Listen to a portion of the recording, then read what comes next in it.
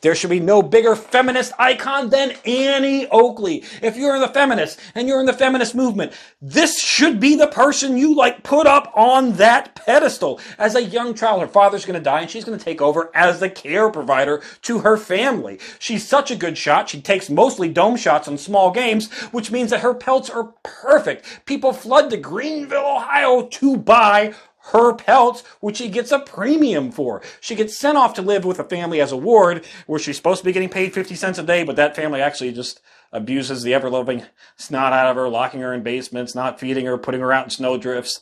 It's actually real bad. But instead of it destroying her, it fortifies her. She strengthens and she moves on. She goes into Cincinnati, Ohio, where she challenges Frank Butler, who's like the primost shooter of its time. He bet $100 to anybody that they can't beat him. She took him up on that bet.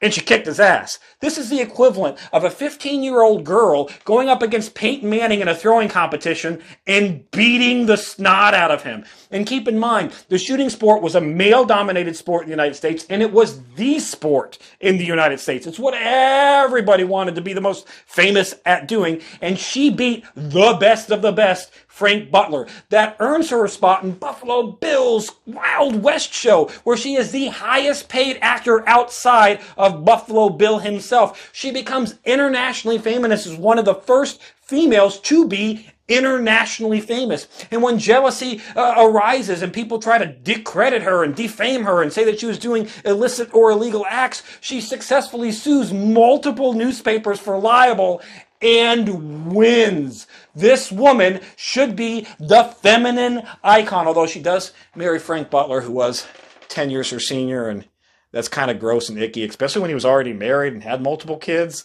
And I mean, he took advantage of her. Feminism!